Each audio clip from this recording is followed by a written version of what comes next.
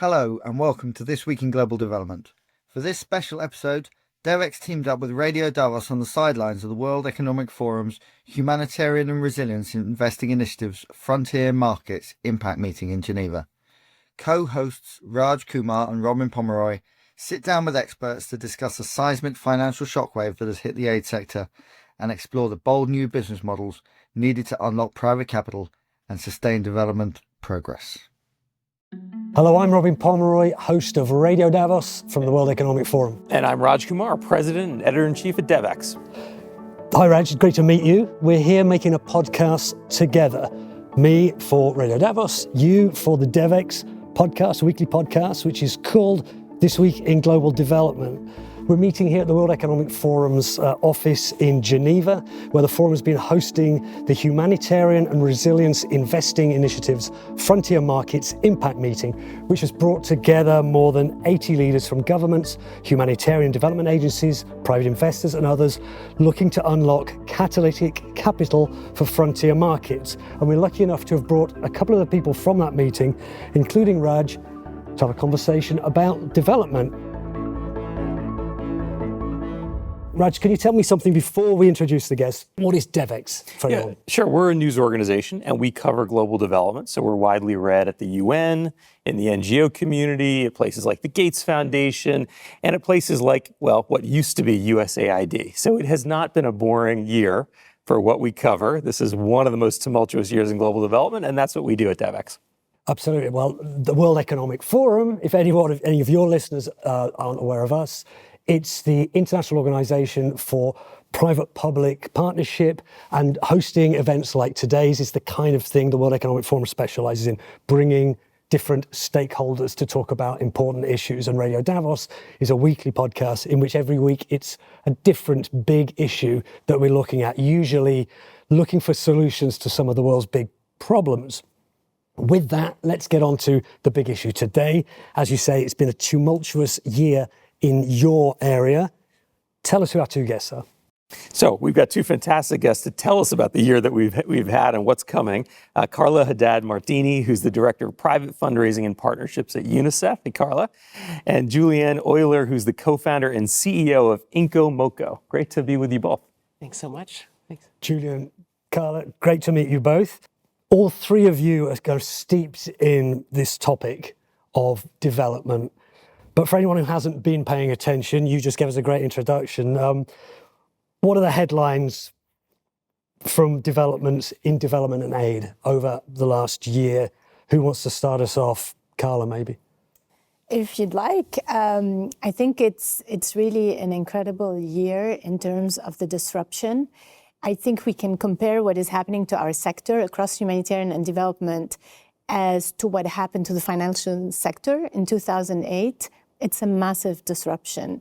Not that we didn't see it coming. Some elements were there and we saw them coming with the overfunding that was happening in 2023, 2024 for the response in Ukraine. But then events unfolded and there was a domino effect across the US and European institutional partners and donors that created a situation of a global funding crisis with funding cliffs depending on which country we're talking about and what situation we're in. Julian, tell us, before you give us your kind of elevator pitch assessment of the situation, what is the organization you work at? Just give us a kind of a view about that. Thank you so much for that. So I run an organization called Inco Moco, and we are an organization that works primarily with entrepreneurs living in and around displacement-affected communities. So refugee camps, people who've been internally displaced, people who are returning from countries where they were living.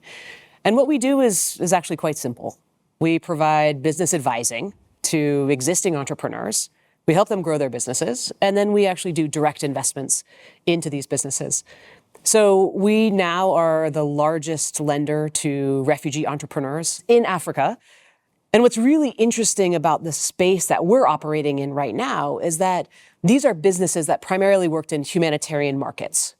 But since January, as we've seen the humanitarian industry shift foundationally, what we're seeing is that businesses are now the lifeline for essential services that were once before funded by NGOs, donors, big UN agencies. And so there's been a profound shift. And from your point of view, Carla, UNICEF, everyone knows what that is, the United Nations Children's Fund, been around forever. It's a real household name everywhere. You've seen things change. Are you having to pivot? Are you having to make new partnerships? I'm sure we could spend a week talking about this, but what would you say to people about the work of UNICEF? So UNICEF is impacted like any other organization today. But where we have been able to manage things is that we've had a very diversified portfolio of partnerships and funding.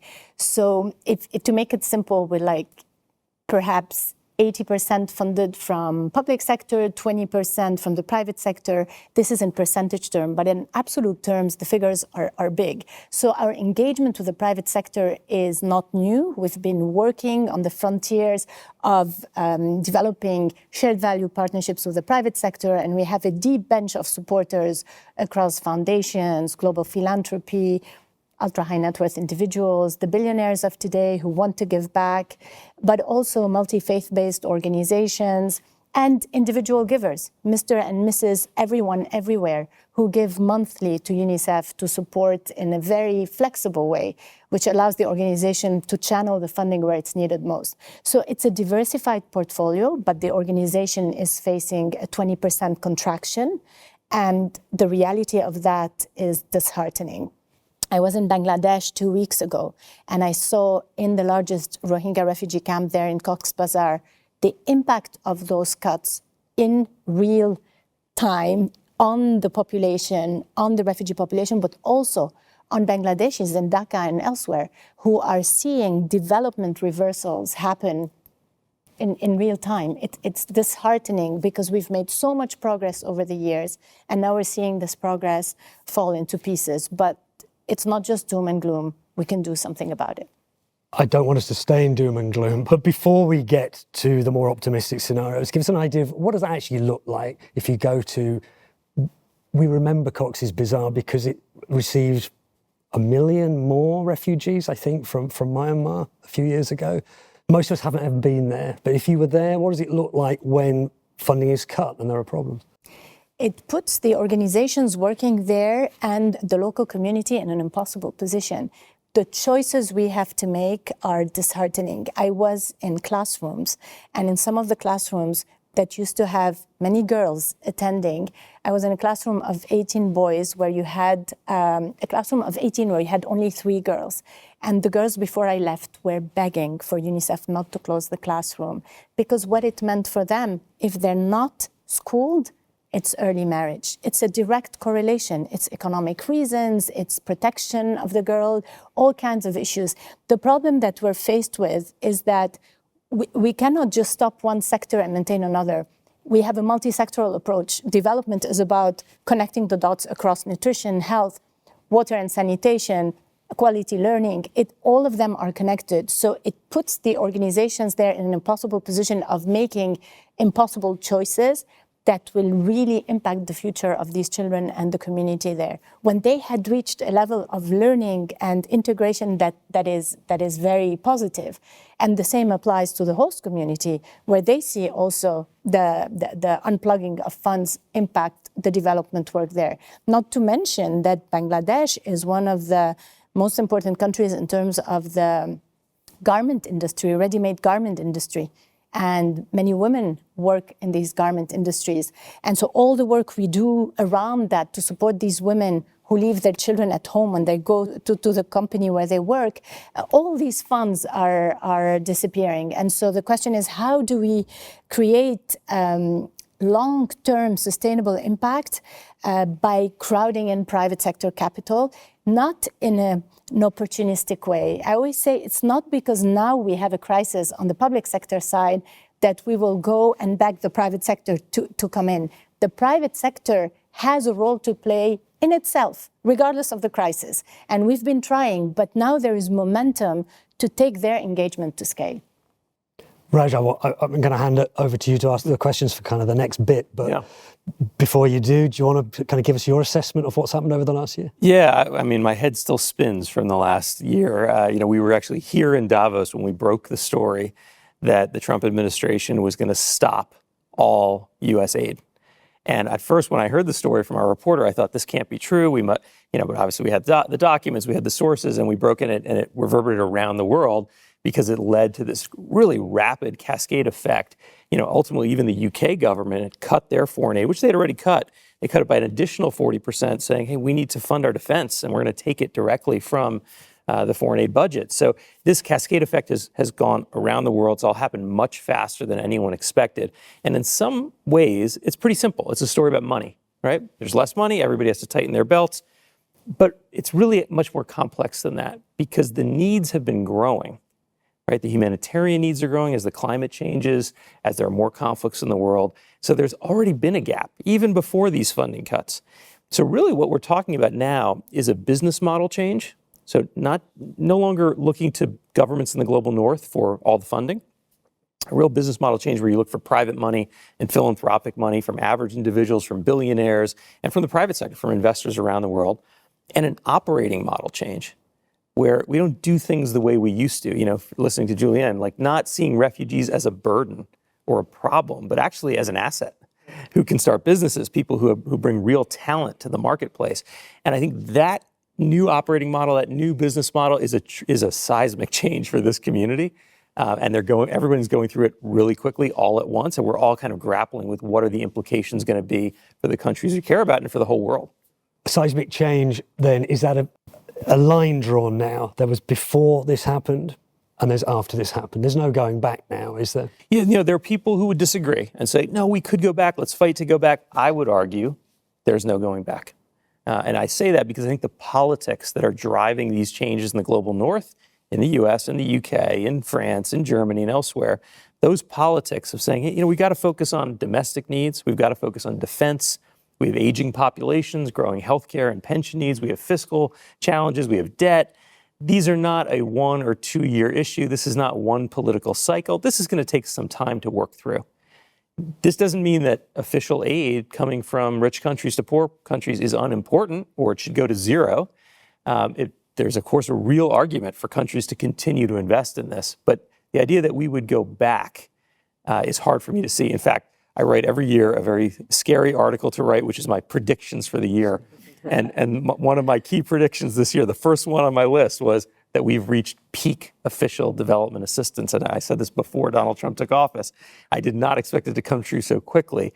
But I think that because of all these structural issues. So we're not going to go back, in my view, to where we were before. Okay, so let's look at the future then. I mean, what questions would you ask our guests here? You've been talking to them all day, I know. But about where do things go from here? Yeah, well, I want to start with Julianne because there has been a long conversation about how do we bring in the private sector? How do we use market-based mechanisms? How do we invest, right? It's not like it's a new thing, but it has taken on a whole new level of importance and there's new energy in that space. So what are the actual challenges you face when you say, hey, this is working? You're the largest investor in these entrepreneurs and refugee entrepreneurs in the continent of Africa. What are the challenges you face to scale to a level where you could potentially one day even come close to what official aid was from governments? Yeah. So to take a step back, so in Africa right now, these are unofficial numbers, but there are about 50 million forcibly displaced people on the continent. This is about the population size of the 10th largest country.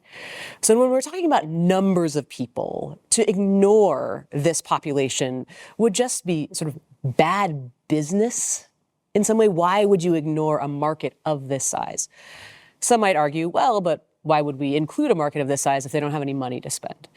But, estimates are that the purchasing power of forcibly displaced people is around $82 billion. So that would also be the equivalent of, in the top 15, GDPs of the continent. And so I think that's something that, we like to say is that here is a group of people who have absolutely needed humanitarian assistance, in emergency situations for the most vulnerable. Absolutely. But when we look at the market size and when we look at market opportunities, there's real money, real businesses, daily transactions, and these businesses operate just like businesses do in other capital cities, regional hubs. These are businesses who are the local philanthropists. They're offering scholarships to local kids. They're the employers. They're creating as many jobs for nationals as they are for other refugees. These are people who are innovative. And I would argue that if you can successfully run a business in an isolated market with extreme conditions, and you're turning over $1 million+ in market consumption each year, you're the business owner that we all talk about, right? In business schools and case studies, you're resilient, you understand your market. And so the work that we do is to say, here's what's really happening in these markets, the business opportunities. But you're absolutely correct. We are overwhelmed with demand. We cannot do all of the investment that these communities need. And so what we need to do is make the business case for other private sector companies to come in. And one example of this is 2 weeks ago, I was in South Sudan, a country that has for too long been known as a producer of refugees, and they haven't gotten the credit that they need to be a welcoming, generous host of refugees in the region. They've welcomed, close to 2 million people in this country from fleeing war in Sudan, returnees, people internally displaced because of climate. So I'm up in one of the camps, and I'm not bringing other NGOs or other philanthropists on this visit, but what we're bringing the telcos and the banks. Because here's a population of 300,000 people who are doing cross-border trade, people who are getting remittances, people who are running big wholesale shops distributing food. And it was actually the telco that said, I had no idea that there was this dense of population where they're already transacting in airtime, they're trying to get mobile money off the ground, that this was a market ripe for this commercial service. But we just didn't know. And it was the same thing with the bank. And so that's something that we need to do, I think, in order to sort of broaden our understanding of market opportunities. And the final thing that I'll say about this is that, private sector talks about risk, right? Especially in Africa, there's a risk premium that investors from the global north see this as risky markets. And what I would encourage private sector in Africa to think about is, well, why are we outsourcing risk to the humanitarian agencies? Why aren't we as private sector investing in the thing that will sort of de-risk the perception of our markets, right? If migration, climate, emergency, refugees, if that is actually hurting our ability to raise capital, then we can do something about it locally. And that will help our business grow. It will bring in the local needed capital and services that not just aren't because it's a good thing for us to do, but it's a good business case. We have a lot of work to do, but hopefully these types of events can start to change people's perception just enough to say, I actually want to come visit and see what it's like to be in a place of 500,000 displaced people plus local hosts and all of the money that's transacting here. And what do they say in response to that? They're not investing in a risk. They'd rather see public money or aid go into those risk areas because they don't want to take the risk. Is your message to them, well, actually, it's worth your investment because these are profitable markets?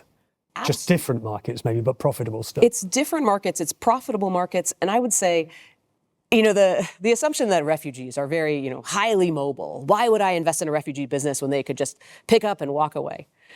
And one thing that's really interesting is that, we've dispersed, close to $50 million in direct investments. We have a 97% repayment rate. Our refugee clients are better at repaying than the local markets. They don't default. They don't default because they don't have other options. And when you bring in formal structures, formal financial services, it not only is a great thing for their business, but it's profitable for your business. And from the humanitarian perspective, it actually offers protection, because when people operate in the formal economy, they have less sort of predatory lending, less sort of other types of really traumatic and dangerous things. And so absolutely, for a private sector, one, it's the business case that this is a profitable market. Two, that it de-risks the industry at large. And three, because we as a small organization, as the largest lender, there's plenty of room to come in and scoop our market. So we welcome that. So this sounds really good, but I wonder how many people would put their 401k or their pension fund in it. And there is actually an answer to that problem of people who are worried, and that's something they call blended finance, right? It's not new, but this idea that there are people who are willing to take some more risk and people who can't take much risk, right? They've got money that they've got to be very careful with. And you can blend those kinds of funds together to make the opportunity for everybody to get behind an investment. So, Carla, I know this is something you're doing at UNICEF, and there are things like guarantees where you can say, well, this is a very scary market, but there'll be a political risk guarantee. If the government changes, you'll get your money back for your investment. There are all kinds of other instruments that will help investors recoup at least some of their funds and de-risk these programs. So tell us a little bit more about what that is. How does UNICEF engage with private sector investors in that way? Great, and it builds well with what you've just said. I think one of the first things I would like to say is that we also need to move the private sector, and here is really the companies, not to move them away, but not to just look at that from the lens of CSR. We need this to come to the boardroom at the core level, core business, where the CEOs are discussing. CSR is corporate social responsibility. Corporate social responsibility, which is generally a little bit peripheral. So it's on this. What we want is bring that to the core business of the company or the organization, so that they bring their core assets to bear to solve global problems. It's not just supporting one tiny project somewhere. From a CSR perspective, that's one thing. And we see the shift happening now with CEOs' engagement on big issues around climate, nutrition, WASH, and education.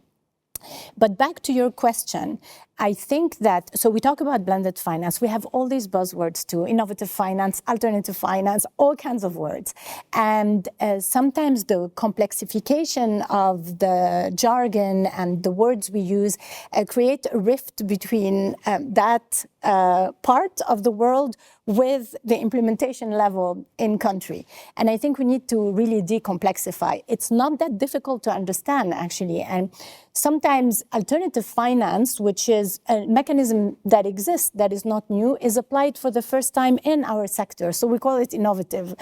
So we get bogged down with all these terms. It's very simple. The question is, how do you manage risk?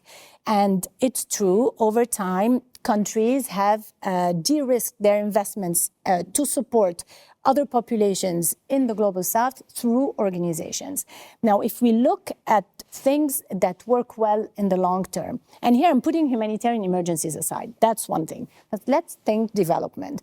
You need to invest, and this the private sector understands. Even philanthropists understand it. They're not just doing charity, they're investing their money that was hard-earned or inherited intergenerationally. They're protecting it and investing it in the best way possible.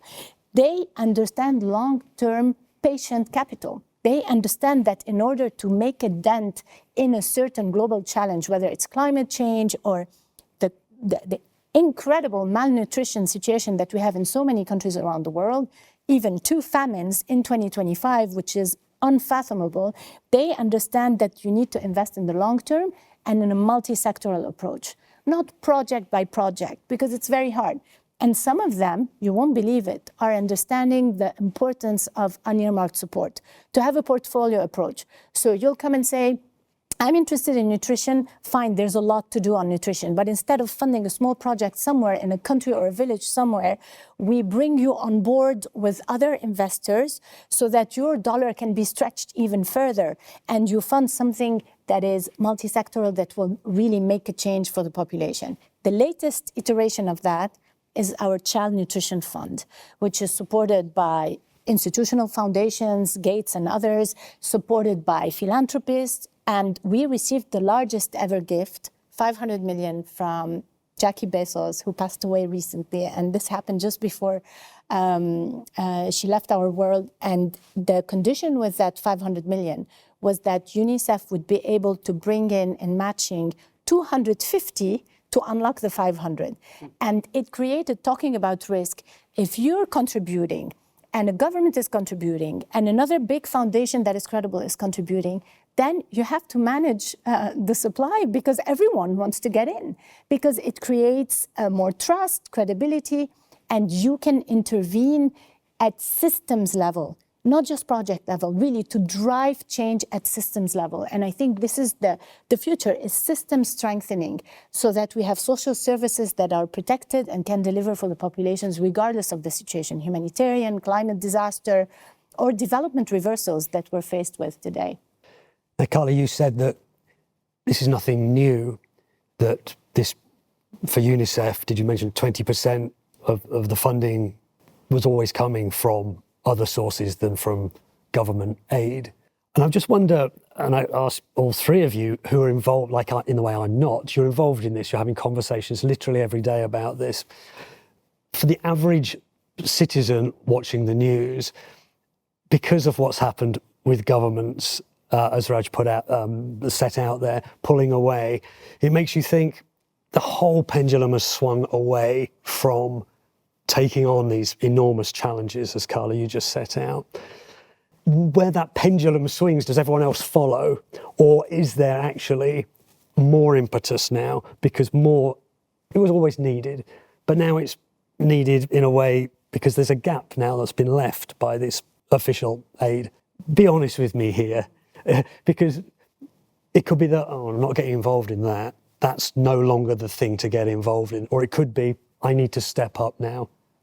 Honestly, what are we really seeing? I mean, I would say we shouldn't sugarcoat it, okay? It's the pace of the cuts are so dramatic that no one had a chance to adapt to a new world, right? And so there are a lot of people that will suffer as a result of these rapid cuts. There will be medical supply chains that are suddenly disrupted, right? You go to your local clinic, and the medicines were provided through a European government that was funding an NGO, and that funding dried up. And there hasn't been time yet for the government of that country to figure out how to purchase those medicines and to get them on those shelves. So you may find that you go there for medicine for your kid and it's not there. So we shouldn't sugarcoat how significant the shock to the system really is. The good side of it is that the system in some ways did need a shock. There's change that is necessary here. The system as it was designed was not fit for purpose, not fit for all the challenges we have. So while there's going to be a lot of real and frankly avoidable suffering just because of the pace of this, there is now more impetus than ever to say, all right, how do we roll up our sleeves and fix this? How do we find a way forward? And it's not like we're going from 100 to 0, not by any means. It's a significant set of cuts that are happening around the world. They're probably not over yet, but there's a lot of promising things like we're hearing today. There are a lot of promising things still happening in the world, and a lot of it's happening on the ground. It's happening in the countries, in the communities, people taking responsibility for their own situation and finding a way forward. Those are the most inspiring stories that at least I hear, and I think you might agree. Yeah, I think that's really important points. There's sort of projections that 1 in 10 of us will be displaced in the next 25 years. And so finding a solution today on how we have a different approach to the humanitarian and the development sectors is the right investment for all of us. I mean, we can talk about, climate disasters, floods in East Africa, and we also talk about fires in LA. I mean, this is happening across continents, and I think that that's something that we need to remember. And Raj, I would sort of echo what you were saying and just say it in a slightly different way, but with this shift right now, I think before January, many of us were saying things like, we need to do what we can. And Carla, to your point, this is the peripheral CSR, corporate social responsibility from private sector. It was the reliance on governments and humanitarian agencies to do this work. And what I want us to think about is shifting from this mentality of doing what we can to the mindset of doing whatever it takes. And because us on the ground, we now need to do whatever it takes. We need to accelerate what's working. we need to do more, and we need to do more faster. I'm not talking about on the ground in a refugee camp. I'm talking about on the ground in our markets. As an example, as an employer, in Homoco, we have about close to 1,000 staff. And when I was talking to them, several of them who live in some of these humanitarian markets, when I asked them how are things going, there was so much pride in our work and being able to support local businesses like this. I mean, the community involvement, it was really, really palpable. And they said, but this insurance card that we get from being an employee doesn't work here because our clinic just shut down. So the request from our team to say we want the health insurance and benefits that we used to have, the education opportunities for our kids, as an organization working in these contexts, now the responsibility on us is to offer additional services. It will cost more for us to work in these places because we need to fill the gap. So that clinic shut down because its funding. Because it was funded by, some government or some big agency that's now had to make really difficult choices to keep one clinic open while closing something else down. And so the cost of doing business is certainly more, but the risk of not doing business is far greater. And I would say that, we can learn so much as business owners to innovate, to build our own systems, to make sort of efficient choices when we are put into a position of saying, we now need to do whatever it takes. I'd say to your question that we used to always say in our sector that you need to plant the seeds of development in a humanitarian emergency from the beginning, because humanitarian emergencies tend to be protracted and last. And for the first time in our sector, you need to plant a humanitarian mindset on the development side, because the development funding cuts are so massive that we will see development reversals. And you're right, there's no way to sugarcoat the drastic cuts that are happening, but we should not forget the Global South is stepping up too. And there was an over-reliance on the Global North in terms of official development assistance, for all the reasons we know. But there is an opportunity now to also get the Global South to react. The second point I wanted to share is around official development assistance. It's still needed, and we need, when we talk about blended or whatever model we put in place, even if it's small amounts, they still bring value. They will be catalytic for others to come on board. The other thing is we need more Global South, Global North, Global South, and also horizontal partnerships. But there is no return to status quo ante, I think. But there's a huge opportunity that we need to seize, and not seizing it now would be a misstep. I think we really need to think out of the box on how to connect the dots and really to think long-term investments. So this is where everyone is now putting the brain power. Yeah, Robin, I think you can hear this in all the comments, but generally we're moving from more of an aid model to an investment model. And it's not one to the other, it's not binary, it'll be a transition, but that is really what we're witnessing in this space. And the good part of that is, although today the pie chart of aid is shrinking quite quickly, ultimately a decade from now, it might be much bigger when you consider major global corporations, investors, and big global investors and local domestic investors. When you think about the private sector and global philanthropy coming together, this actually could be a bigger space. There may be more funding for the kind of work you heard about. From here to there is going to be a very messy picture. It's one we're covering every day at Devex. And I can tell you it's not a straight line, but it is an important story for your audience and I think for this generation. You made the point very clearly, Raj, that it was kind of an earthquake, it was a tsunami, right? And that still people are coming to terms with it, and there are still changes happening that maybe weren't foreseen. Let's look ahead into next year, maybe even to the next Davos, the annual meeting of the World Economic Forum, which happens in Davos in Switzerland in January. There'll be some of the most influential, powerful people in the world there, CEOs, prime ministers, presidents, also academics, also people from the development sector. Are there things, the conversation will have moved on from what it was like a year ago. What would you like to hear, who would you like to hear speak, and what would you like to hear them say? I think I would talk about collective solidarity and intergenerational solidarity, especially with the issues we're dealing with, climate and armed conflicts on the rise, more violent than ever. I mean, it's hard to be a child today and to think what the prospect is for the future. But for governments who are in Davos and will be present, my message would be you have a responsibility, because they are signatories of so many conventions that they have a responsibility to support. We can't just relieve them of that responsibility. Even if ODA is shrinking, they still have a responsibility in terms of advocacy, in terms of support, especially when it comes to the conventions and the humanitarian law, international law. So we need to not forget about the normative agenda. The normative agenda is still alive and kicking, and there is but potentially at risk in some cases, right? At risk, but we need to keep an eye on that. So there is the humanitarian development dynamic, and there is the rights dynamic and the normative agenda that is really seeing also reversals in many countries, and that is a collective responsibility, and I think we shouldn't lose sight of that. Julian, what do you think? So I live in Kigali.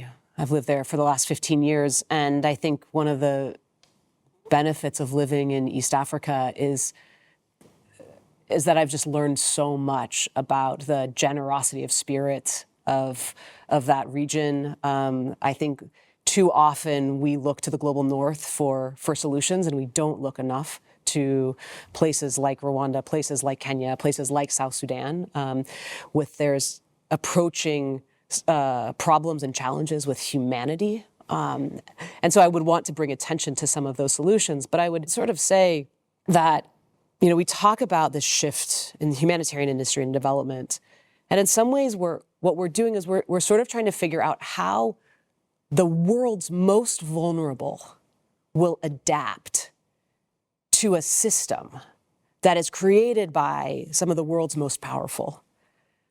And my question is, why can't we have the world's most powerful adapt their systems to fit with the needs of the world's most vulnerable? And that would be the biggest challenge that I would bring to a group at Davos. I love that. It's wonderful. I would add a couple things. So one, I know at Davos a big conversation this year, I've been coming now more than a decade, is going to be about defense. The world has decided this is an unsafe world. We need to spend more on defense, and there's lots of good reasons for that. But even the people making that case, they know better that defense in this era is not just about buying like tanks and bombs, right? If you really care about your national security, you have to think about pandemic security.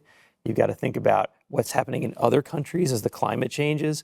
And so it's not such a simple picture, and I hope and I know that at Davos this year, there's going to be a more nuanced conversation about what is this national security, this defense buildup, what should it actually look like? I think that's one key conversation. I think another one is around what is the global architecture, right? There's going to be a new Secretary General of the UN. There's an election next year. What do we want this global architecture to look like?